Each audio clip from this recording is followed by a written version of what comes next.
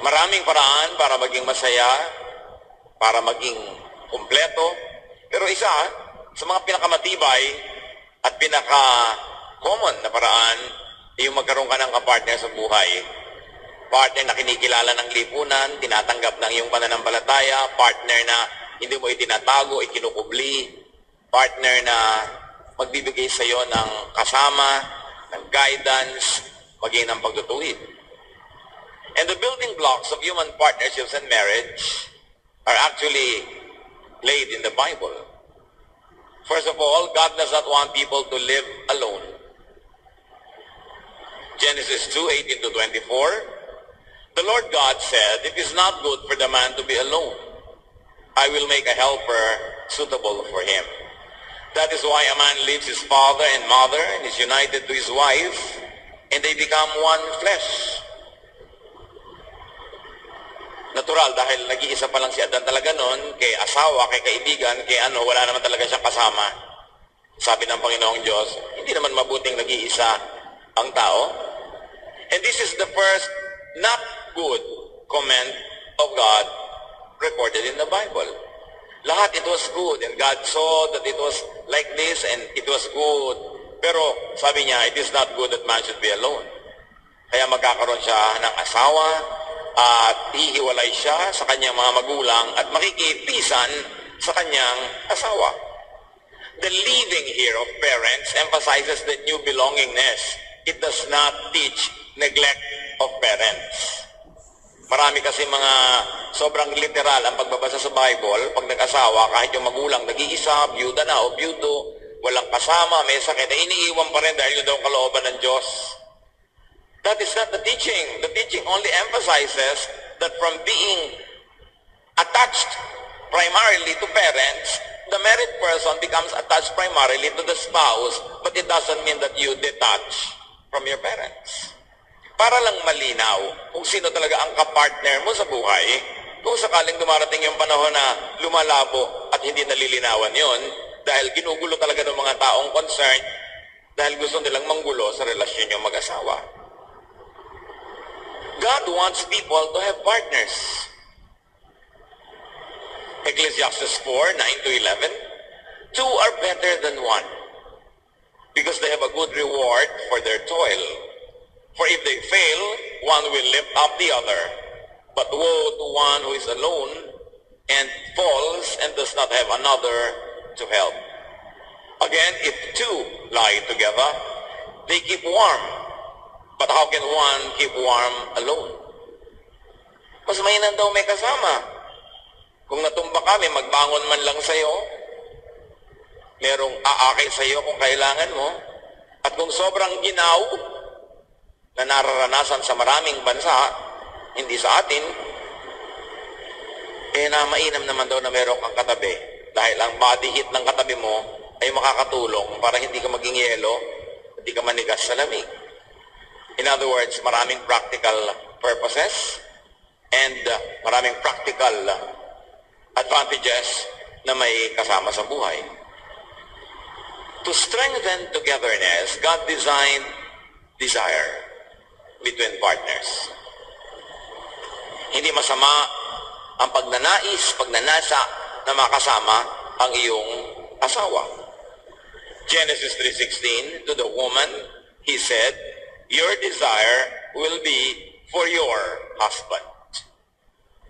So hahanap-hanapin mo ang iyong asawa, iibig-ibigin mo siya'y makatabi, makapiling, makaisa, but not to blossom for anyone else's husband, and definitely not to blossom for anyone who is not her husband. Malinaw, magnanasa ka, hahanap-hanapin mo ang iyong sariling asawa. Hindi asawa ng iba, o hindi naman yung hindi mo naman asawa. Desire is God-given. So do not demonize desire, but just stay focused on the right object. Yung iba namang sobrang relihiyoso, lahat ng uri na lamang ng mga ganitong damdamin at desire, ay minamasama. Basta nakatuon sa tamang object, it is sacred, it is God-given. Isineselebrate ka ang ganyang desire, ang ganyang love, sa Song of Solomon. In fact, in chapter 2, 4 to 7, we have an example. You led me to your banquet room and showered me with love. Refresh and strengthen me with raisins and apples. I am hungry for love. Put your left arm under my head and embrace me with your right arm. Young women of Jerusalem, promise me by the power of deer and gazelles never to awaken love before it is ready. Ang mga pag-uulat at ang mga nakasulat sa Song of Solomon, sometimes called Song of Songs, itungkol sa celebration of physical love between a couple. And it is never malicious, it is never bad, because God designed our human bodies, and God designed that there should be desire, but that desire must have a correct object. At sinabi dito ng tinig ng babaeng nagsasalita sa part na ito ng Song of Solomon, sabi, mga kababaihan ng Jerusalem, at siyempre babaihan kahit saan, mga kababaihan, huwag niyong mapukaw-pukaw, huwag niyong magising-gising, no? Ang pag-ibig, ang pagnanasa, bago kayo maging tunay na handa. Disastrous. Pag ang aga-aga pa, gising na yung desire mo. Once awakened, love or desire is to be satisfied by the partner. That is the godly design. Love and desire must be watched over, managed, and controlled. Kung hindi, magkakagulo ang mundo.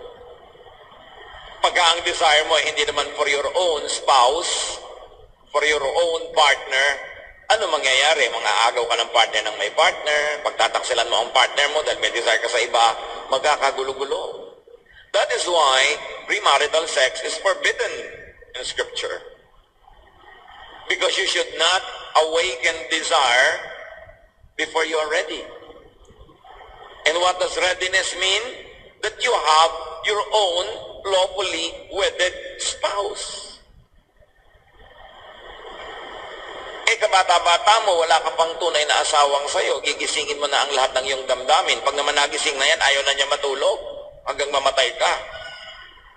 So anong mangyayari? Mapapalisa ka, mag-ahanap kung saan-saan. And when there is no legitimate partner, it seeks enjoyment from just anyone. And the result is social chaos. Pero huwag nating mamasamain yung desire.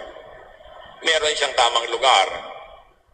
Sa mga mayroon ng mga asawa, meron kayong partner, kinikilala nyo, kinikilala kayo, kinikilala ng mga nasa paligid sa inyo, walang gulo kung sino talaga, alam ng lahat ito ang inyong partner, be and stay desirable to your spouse. Kaya kuminsan may wisdom yung mga duot ng mga Arabong babae, yung burka o yung abaya, nakasuklob ang isang pagkalaki-laking itim na tela sa katawan ng babae at sa bahay lang niya, sa piling ng kanyang asawa, hinuhubad yon dahil hindi naman niya pinapakita ang mga iba't ibang bahagi ng kanyang katawan sa ibang lalaki. Kung mag-desire lang sa kanya, hindi naman niya asawa, yan ang mangyayari. Hindi nagkagulo. May wisdom din yon. Minsan lang nga, extreme yung paggamit. Anong mapapala mo na ipaghalandakan mo sa buong barangay ang iba't ibang bahagi ng iyong katawan, pag nasaan ka ng lahat, habul-habulin, pagkatapos, hindi ka naman asawa nila. So, ano magiging mangyayari sa'yo? Magiging asawa ka ng bayan. O sasabikin mo ang lahat, pagkatapos hindi mo naman sila i-accommodate hanggang sila magkaulul-ulul at mabaliw-baliw sa pagnanasa sa'yo. Magulo.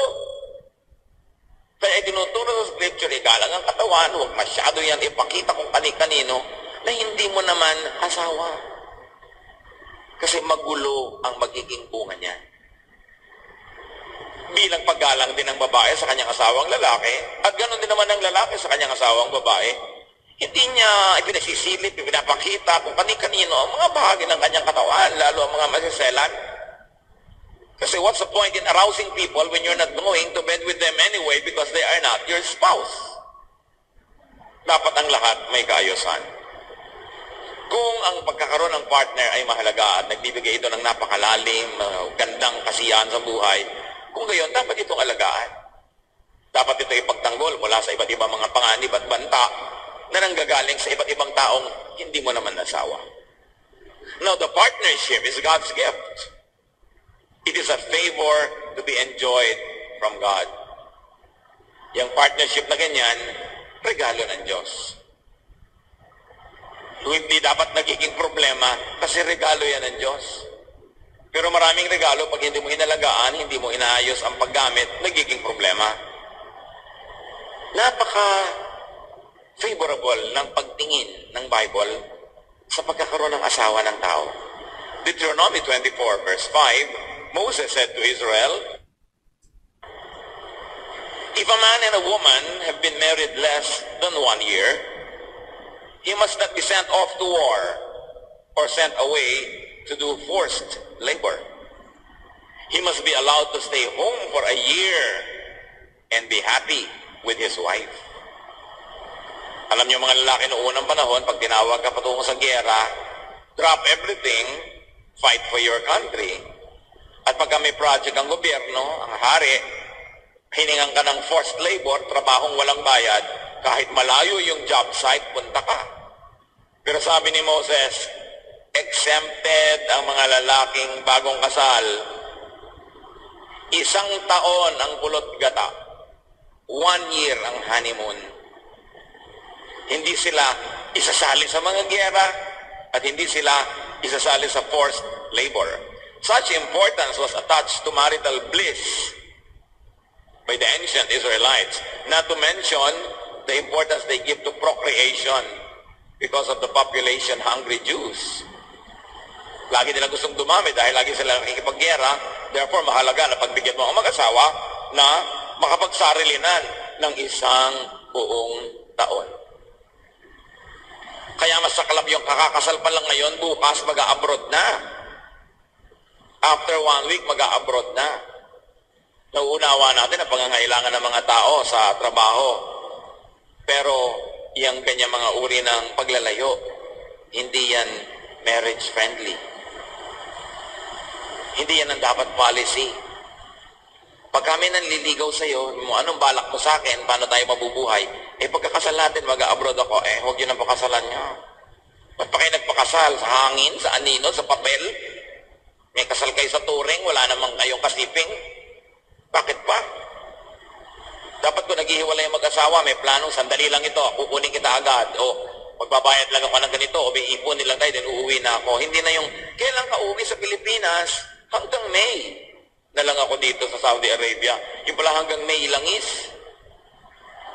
Hindi naman maubos-ubos yung langis na yan. So, tumanda na ang lahat, uuwi ka na lang na matanda na rin, o namatay ka, nakakahon. Ganun ba yun? Kaya hindi tayo pabor dyan sa policy ng gobyerno natin to export people. Dapat tinuan ang paggogobyerno sa Pilipinas para ang tao hindi na aalis. Magtatrabaho dito, we will become prosperous. Kasama mong asawa mo, uuwi ka sa asawa mo paggabi, magkasama kayo pagka-weekend. Hindi yung once a year lang kayo magkita o once in 2 years. Hindi ganun yun. Hindi natin inuusig ang may mga trabaho sa malalayo, pero huwag niyong gawing sobrang matagal. Kung talagang kailangan nyo. Mahalaga.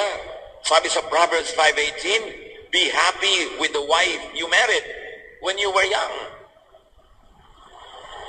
Siyempre, ang kausap dito, ibig sabihin, medyo may edad na yung lalaki. Sabi sa Proverbs 18, ng New Revised Standard Version, let your fountain be blessed and rejoice in the wife of your youth. Marami namang lalaki, they only rejoice in the youth of their wife. Hindi ganon, in the wife of your youth. Kung sino pinakasalan mo ng bata ka, kahit nagtandaan na kayo at lumating na sa lupa yung baba niya, siya pa rin dapat ang i-rejoice mo because she is the wife of your youth. So sabi, magsama kayo, mag-enjoy kayo sa buhay. Yan ang kaloob sa inyo ng Panginoon. Be happy, but not with someone, not your wife or husband. Not with the partner of someone else. Because your happiness will be at other people's expense. Anong paliwanag ang ibibigay mo sa Diyos na masaya kayo dahil inagaw nyo ang kasiyahan nyo sa dapat at tamang may-ari? Kahit pabalik-baliktarin mo ang mundo, ano man ang drama mong ibigay, hindi mo pa rin yan mapapanagutan o mapapanindigan. Exodus 20:14, you shall not commit adultery. In Exodus 20:17, pangalawa on the same topic in the Ten Commandments, you shall not covet your neighbor's wife. Ecclesiastes 9:9 is so clear. Life is short, and you love your wife, so enjoy being with her. This is what you are supposed to do as you struggle through life on this earth. Maiksi ang buhay, mahal mo ang asawa mo, ano't di kayo magkasama. Ito ang dapat niyong gawin sa maiksing buhay na ito habang sinusuong niyo ang napakaraming hirap ng buhay. Ibig sabihin, susuungin niyo ang hirap ng buhay na magkasama, magkatabi, magkahawak kamay. Kung maghihiwalay, huwag tagalan. Huwag ma-addict sa malaking income kahit hindi kayo magkasama. That's why overseas and faraway work is not marriage-friendly. Of course, marami tayong kilala na napakamanga dakilang babae na kahit dito nag-iisa yung asawa ang layo-layo, ang tagal-tagal, ang tinutino, minaipupundar talaga. At hindi sila gumagawa ng kaaliwas-wasan. Pero marami rin naman tayong nababalitaan at nakukumpirma rin naman na naliligaw ng landas. Dahil na-awaken na yung desire. Tapos wala naman yung asawa, so yung unang magdaan nyo na. Ang una pong magdaang naka-Adidas, Lord, yun na ang tugon sa aking mga pangangailangan. So kung wala si Mr. Right now will do. At alam natin yan, it is happening. That's why we always implore people, if you're going to separate for financial reasons, don't separate too long. Huwag sobrang tagal. What will happen to the natural desires? What will you do with the natural desires? When mismanaged, long-distance work or prolonged separation could be a major threat to marriage.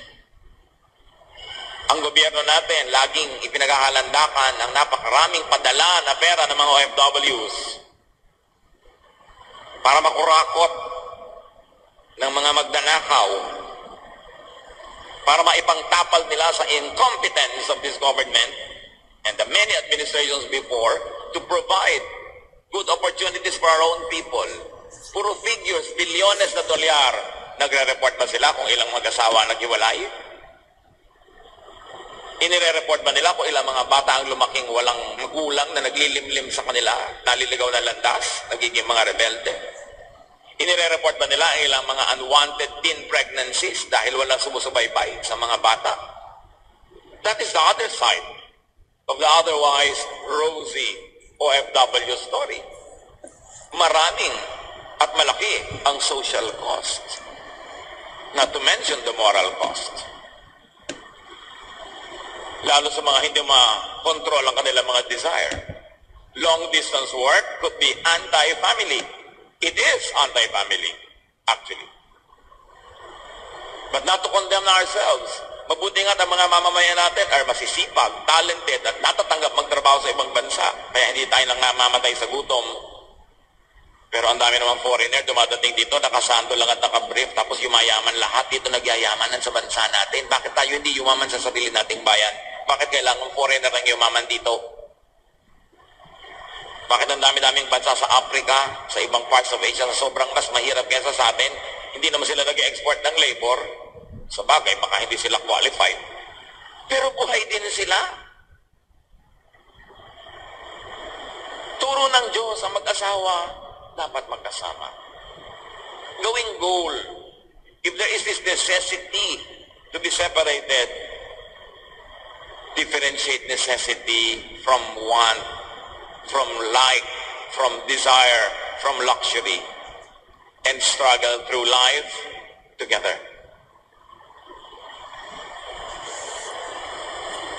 Kung may haharapin, susuungin na hirap sa buhay, kailangan magkasama. Nakikita niyo ba ang social cost pag magkakahiwalay? Ang isang taong nagtatrabaho abroad, hindi na nakaka-attend ng mga birthday ng anak, graduation, mga skit sa school, ng mga maliliit na mga mahahalagang bagay. Sandali na lang umuwi. So pag nagbabakasyon, Pag nakakita masama ang asal ng mga anak na hindi maituwid, hindi mapagalitan dahil malayo na nga loob sa kanya, di lalong lalayo pa. So anong gagawin ng magulang? Susugulan ng anak, ibibili ng ganito, ibibili ng ganon para mahulog ang loob. Ang nangyayari, ang tingin lang ng mga bata sa magulang, provider of material things, lugi, yung ang tagal-tagal na nasa abroad, pag isang lalaki naglalaban ng mamalansya na may malengke, nagluluto, nagliligpit, mag-isa, 20 taon, 30 taon, tapos pag uwi mo, malalayo loob sa'yo ng mga anak mo, at baka nawala pa yung asawa mo. Anong uuwian mo? Isang bunggalong nakasangla pa, kung hindi na ibenta. Hindi naman lahat gano'n ang kwento, pero maraming gano'n. Iwasan natin yan.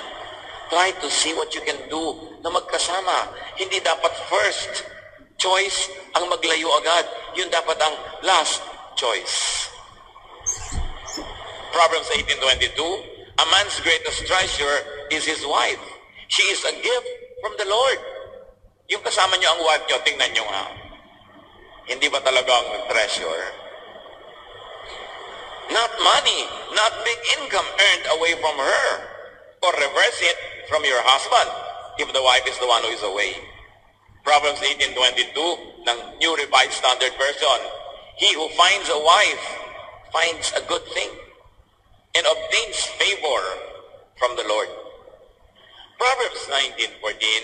You may inherit all you own from your parents, but a sensible wife is a gift from the Lord.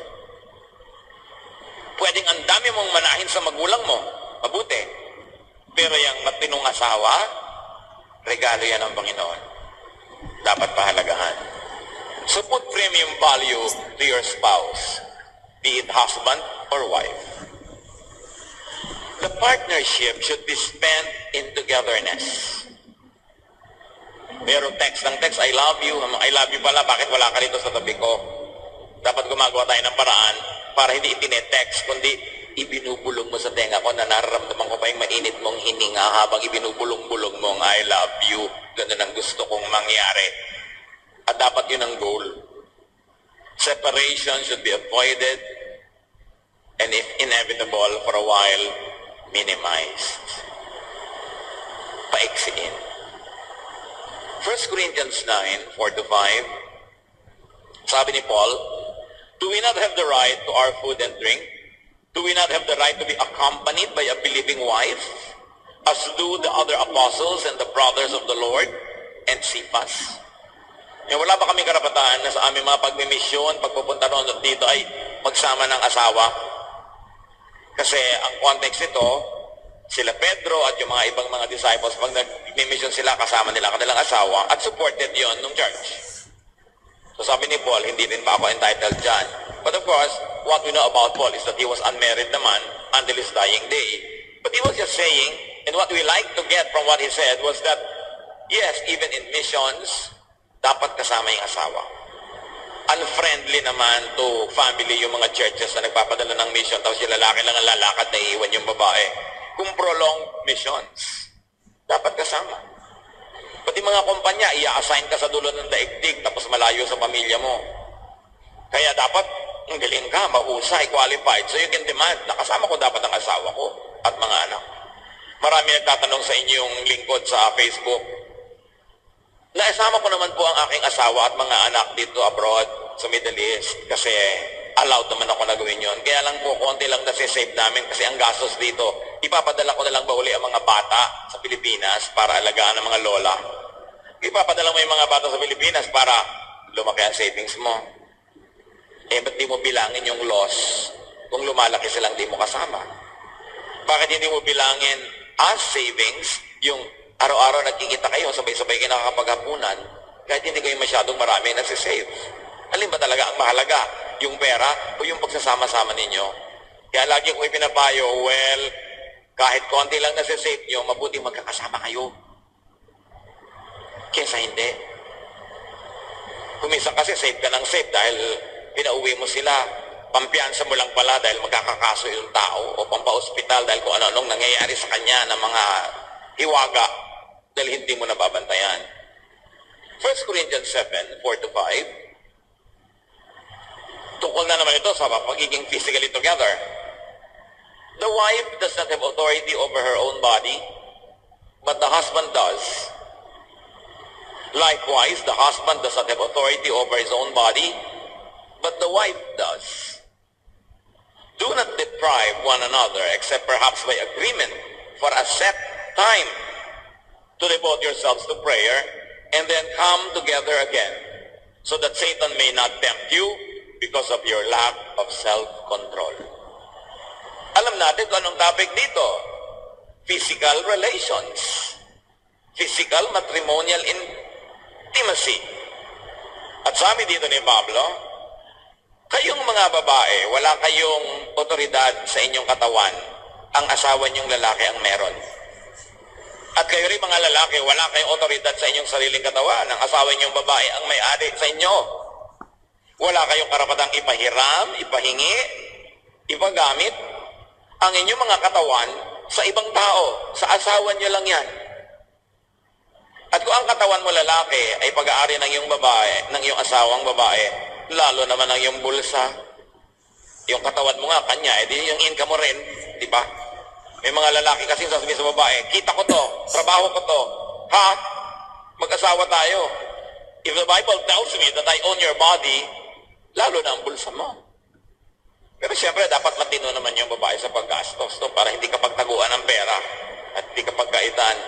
Pero ang mag-asawa ay mag-asawa. You share everything, no matter who is making the money.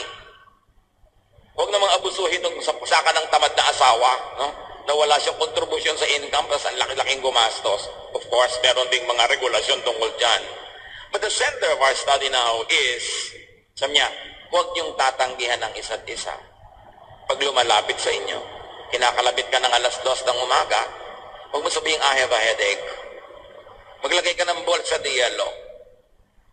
Ang sabi dito ni Paul, kung kayo man ay tatanggi sa isa't isa, tiyakin nyo na dahil lang mananalangin kayo, mag-aayuno kayo, at nagkasundo kayo na for a short time, walang ganyan-ganyan, dahil tayo magpe-pray, tayo magre-retreat. Pero sabi niya, huwag yung tagalan, kahit retreat.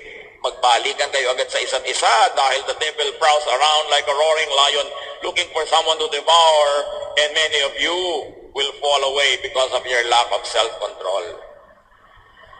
So may asawa ang tao para doon niya ibuhos ang lahat ng lagnat at init ng mundo. Wala nang excuse para humanap pa ng iba kung meron ka namang asawa.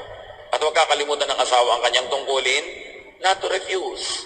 Unless of course for health reasons or for other reasons that could be valid but not for an extended time. Duty yun. Of course it should not be looked at as duty. It is privilege. But sometimes it's duty. And don't forget that it could also be duty, so do your duty. Kaya ka nga may asawa. Kung ayaw mo ng ganong-ganong duty, pues, maging single ka all your life. You're entitled to that. But once you are married, you are duty-bound to please each other. Each other, both ways. Hindi lang yun mag-isa. So couples should be available to each other. Never to outsiders. Couples should satisfy each other, not refuse each other. Pagka ating dinibdib ang mga teaching na yan, maraming marital problems ang malulutas. The partnership should be lifelong. It should not be broken. Assurance of lifelong commitment inspires both partners to give their best to the partnership. Pag alam mong panghabang buhay ito, ibibigay mo na yung lahat-lahat. Kaya ulitin natin ang Matthew 19, 5-6. Jesus said, a man will leave his father and mother and be united to his wife. And the two will become one flesh. So they are no longer two, but one flesh. Therefore, what God has joined together, let no one separate. Nothing should separate a couple. Okay, let's add no one, no other people, including themselves. Not distance, not ideology, not work, not in-laws. Napakaraming mga dumadaing. Ang asawa nila abroad, eto sila, naiwan dito. Ang biyanan walang ginawa kundi siraan si manugang doon sa asawa abroad.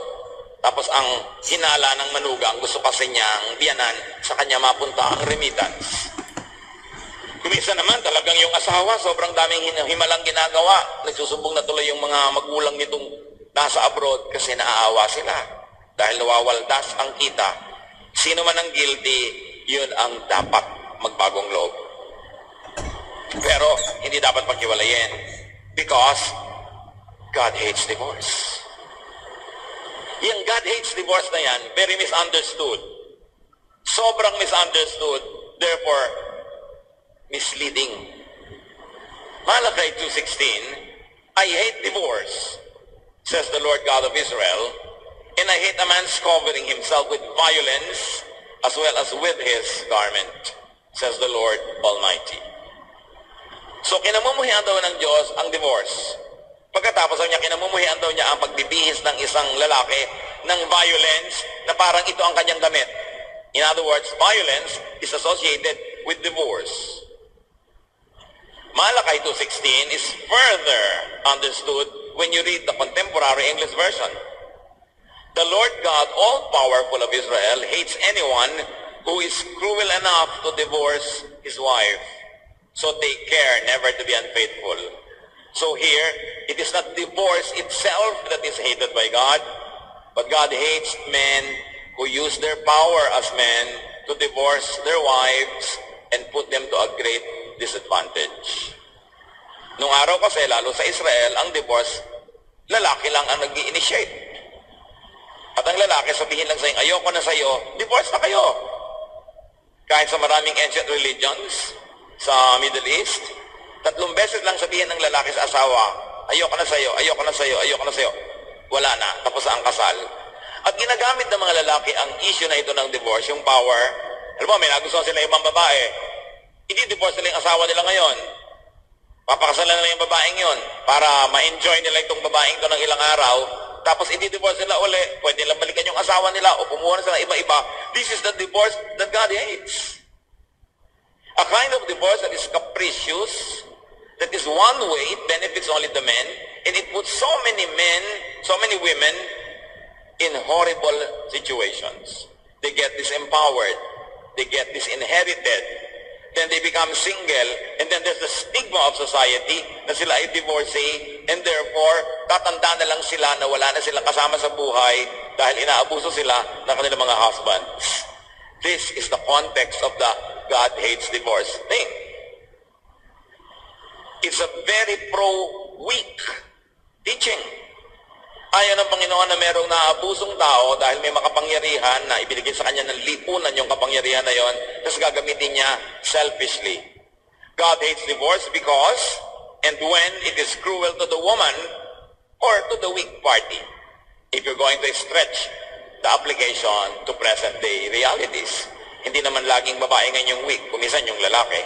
So sino man ang makapangyarihan at gagamitin yung kapangyarihan na yon para hiwalayan yung kanyang asawa, dahil lang gusto niya o meron siya ibang naiibigan, yun ang divorce na ayon ng Panginoon. This is what the Old Testament divorce was all about. Because Old Testament divorce was only pro-men. It was usually capricious and oppressive. Kaya sabi niya, I hate anyone who is cruel enough to divorce his wife. Never to be unfaithful, sabi, us to be cruel. God wanted to save women, the weak, from marital oppression. Now, question is this. What if it is the divorce that would save the weak from marital abuse, oppression, and violence? Kaya, ayaw ng Panginoon ng divorce kasi may naapi, may nakakawawa, may nadidisempower. Paano kung inaapi ka, kinakawawa, sinasaktan, inuuwian ng sari-saring venereal disease, inaabuso? Will God still hate divorce if you wanted a divorce? When it is the divorce now that will be the tool to free you from oppression, from being disempowered? That is a very interesting study. Kasi yung mga ibang mahilig doon sa God hates divorce, magpapakounsel ka sa isang Christian counselor, may tatak na ng plancha yung mukha mo dahil pinlansya ka ng asawa mo, naputol na isang kamay mo dahil tinaga niya, pinapasok-pasok ka ng sigarilyo, ang dami-dami mong venereal disease dahil sobrang pampababae niya, tapos hihingi ka ng divorce, sasabihin sa iyo ng counselor, God hates divorce, don't do it. parang mali ang application. God hates divorce that oppresses the innocent. What if it is the divorce that will set the innocent free from such oppression? Will God still hate it? Think about it. Napakahalaga, because misreading leads to misinterpretation, to misapplication, and to oppressive religion. Misreading leads to misleading. Malakay 2:14-16 sa pagpapatuloy ng issue ng divorce. And why isn't God pleased with divorce? It's because He knows that each of you men has been unfaithful to the wife you married when you were young. You promised that she would be your partner, but now you have broken that promise. Now you are wanting a divorce. Didn't God create you to become like one person with your wife? And why did He do this? It is so that you would have children and then lead them to become God's people. Don't ever be unfaithful to your wife. The Lord God, all-powerful of Israel, hates anyone who is cruel enough to divorce his wife. So take care never to be unfaithful. So what divorce that God hates? It is a divorce that is premised on unfaithfulness. A divorce that a man wants so that he could play around with other women and get rid of this woman that is already tired of, but he promised to be the wife of his life. And God said, I hate anyone who is cruel enough to do this. Pangatawanan ninyo ang sinumpaan ninyo. Hindi ko man nagbagong isip nyo, may ibang dumaan na nagustuhan ninyo, isisipain nyo na at patatalsikin nyo na yung asawang sinumpaan nyo sa Panginoon na magiging partner nyo buong buhay. That is a divorce that God hates. What God hates about and in divorce is unfaithfulness of the man or the powerful one as the cause. Maybe now it could be a woman because marami na ngayong women more powerful than the husband, that is economically speaking. What God hates about and in divorce is the cruelty that accompanies it and the abuse of women or whoever is weaker. Still on the issue of divorce, Matthew 19:7-9, why then, they asked, did Moses command that a man give his wife a certificate of divorce and send her away? Jesus replied, Moses permitted you to divorce your wives because your hearts were hard. But it was not this way from the beginning. I tell you that anyone who divorces his wife, except for sexual immorality, and marries another woman, commits adultery. Sabi ko nga yun ng Diyos ng divorce, bakit si Moses nagturo na gumawa ng certificate of divorce? Ibig sabihin, tinatanggap ni Moses ang divorce. Sabi ni Lord, sobra kasing titigas ng ulo nyo. Hindi kayo mapaawat at mapigil. Kaya niregulate na lang ni Moses. At least sinabihan kayo, magbigay kayo ng certificate of divorce. Bakit? I-divorce kita, verbal lang. I don't like you, I don't like you, I don't like you. Di-divorce na. Tapos, makikisipin siya sa iba. Tapos babalikan ka, ipipilit na asawa ko pa uli. At least may ilalabas kang certificate. Oy, eto certificate, di-divorce mo na ako, no? Huwag ka nang bumalik dito. Kaya, protection na naman ng women yung certificate. At kung di-divorce siya na hindi naman dahil sa immorality, tapos may lalaking naawa sa kanya o umibig at gustong samahan siya sa kanyang buong buhay, ipapakita niya, oh, divorce ako, certificate ito, so I'm free. Meron siyang chance. Kaya yung regulasyon na yon, again, to protect the aggrieved party from lifelong suffering just because she was abused by this man who just dismissed her from his life. Dapat inuunawa natin yung lahat ng mga teachings sa divorce, hindi yung basta sabi mo, God hates divorce, don't divorce. So i-judge mo lahat ng mga divorced people. We don't know what happens in people's lives. We don't know why they had to divorce. Kaya dapat hindi mo ginagamit yung verse para mang-oppress. In fact, the verse, when used correctly, sets free. The man, the instigator of the divorce, is the guilty party if the reason is for his own adultery and the conduct is cruel.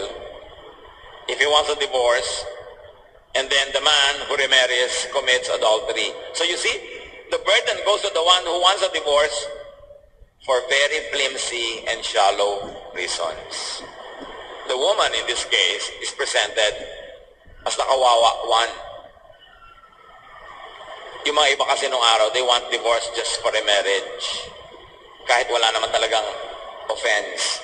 Sabi, alam nyo, ang talagang pwede nyong i-divorce ang wife nyo kung adulterous. Dahil sinira niya yung covenant nyo. Pero liban dyan, hindi dapat. Hindi magdi-divorce kayo dahil mabaho ang panya. Malakas siya humilik. Mga kung ano-anong mga irreconcilable na mga differences na iniimbento lang sa court.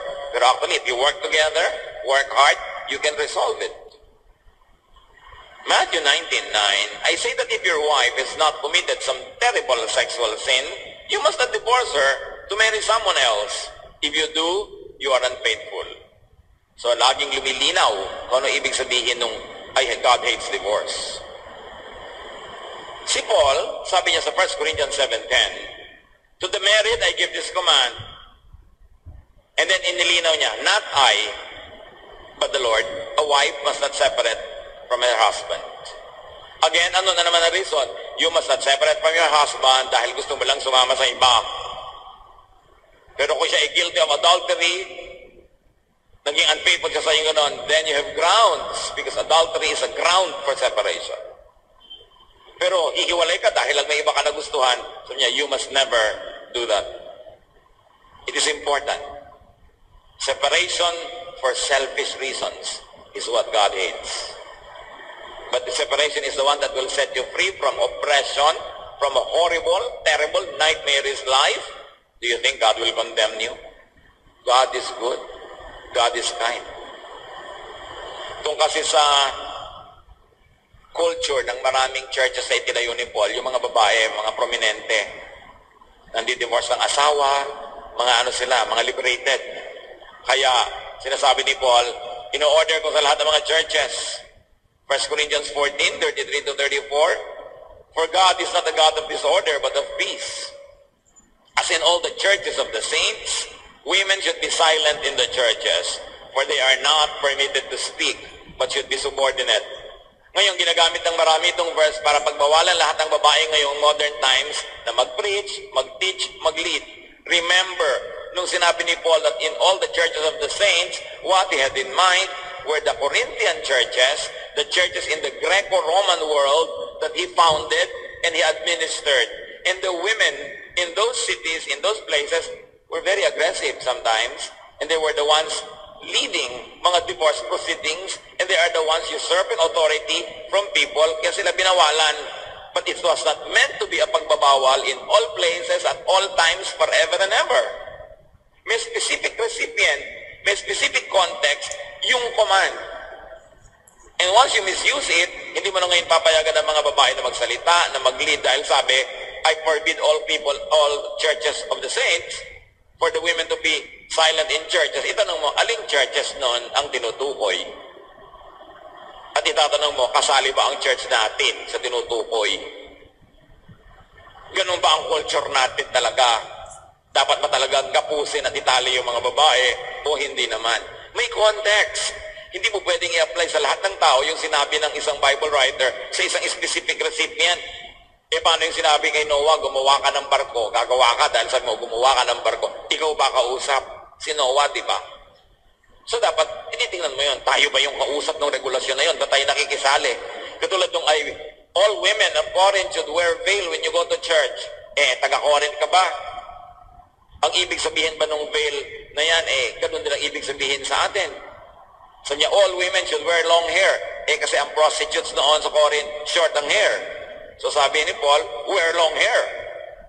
Ngayon, kung hindi naman ibig sabihin sa culture mo ng short hair, prostitute ka, required ka bang ganun? Dapat pinag-aaralan yung verse para hindi ka apply ng apply, nagiging oppressive tuloy. Remember, misreading leads to misleading. It is important to have a scholarly discourse before any verse is applied in people's lives. Now, partnership should be clear, exclusive, committed, and honorable. Clear attachment. Matthew 19:5-6, a man will leave his father and mother and be united to his wife, and the two will become one flesh. So they are no longer two, but one flesh. So clear yung attachment. Ang kapartner mo, yung asawa mo.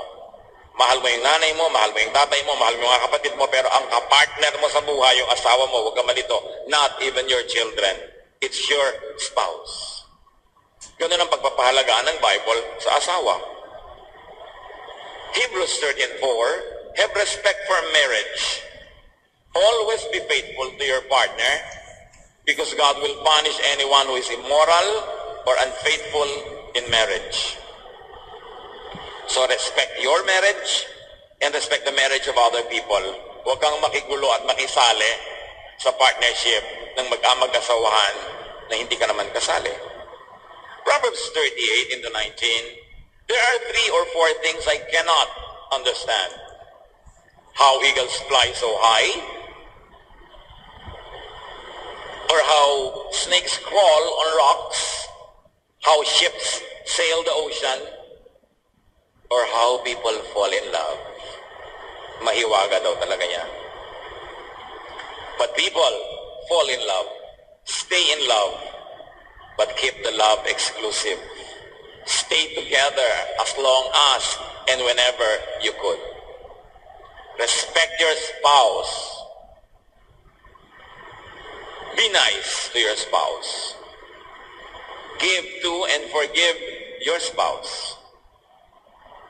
Be faithful to your spouse. And grow together with your spouse. Mahirap yung you grow apart. Nagkakaiba ng mundo nyo, magkaiba na kayo mag-isip. Ang kasunod nun, hiwalayan.